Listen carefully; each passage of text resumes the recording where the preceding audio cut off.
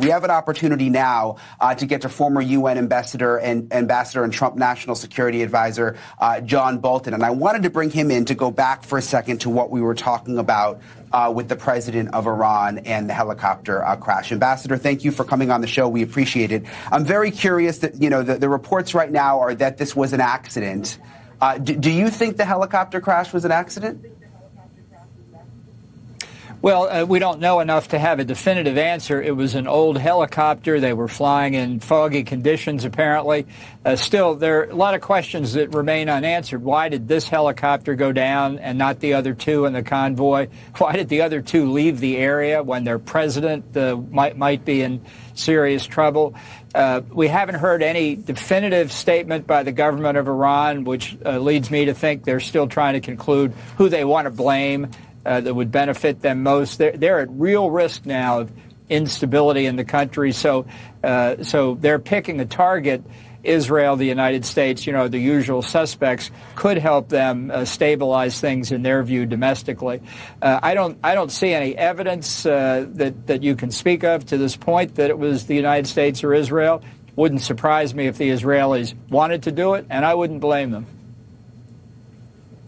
Yeah, and I get what they're saying about the sanctions, that we've put these sanctions in place and they can't get good parts for their helicopters. But I mean, come on, this is the president. You would think that they would be finding a way. I mean, they've clearly got a lot of money, that they would be finding a way to maintain that helicopter, even with the sanctions. Well, they were taking their own risk by doing it. These sanctions have been in place for decades. Just as Iran has been a state sponsor of terrorism since 1979. So I don't have any sympathy for them if they were spending money not just on new helicopters but new planes for their commercial airlines. I certainly wouldn't fly in an Iranian commercial airline. They could have done that. Instead, they spent their money building nuclear weapons, ballistic missiles, and arming, training, equipping, and financing terrorist groups. So they made their decision, and now it's coming home to roost.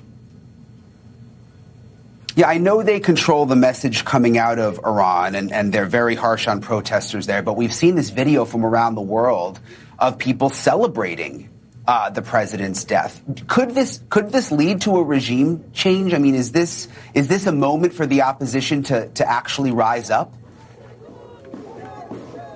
Well, I think they should. I've heard a lot of commentary in the media. It's really quite interesting that says this death will cause no change in Iran's foreign policy, no change domestically.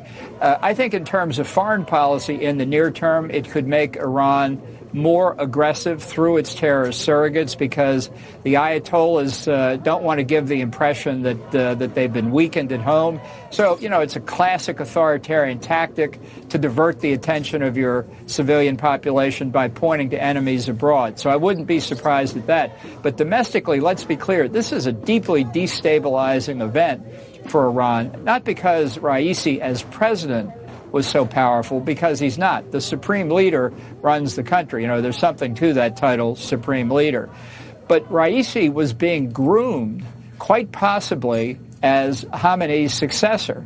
And with him gone, there's no immediately evident plan B. So they've got a succession crisis now for the presidency. It could be compounded into a succession crisis for the supreme leadership, which could fracture the country's top officials. Yeah, that's an interesting point that he was in line to be the next supreme leader. All right, we'll see. There's obviously some kind of investigation going on. Who knows whether we'll get the real truth of what happened there, but we'll keep monitoring it. Ambassador John Bolton, we appreciate you coming on. Thank you.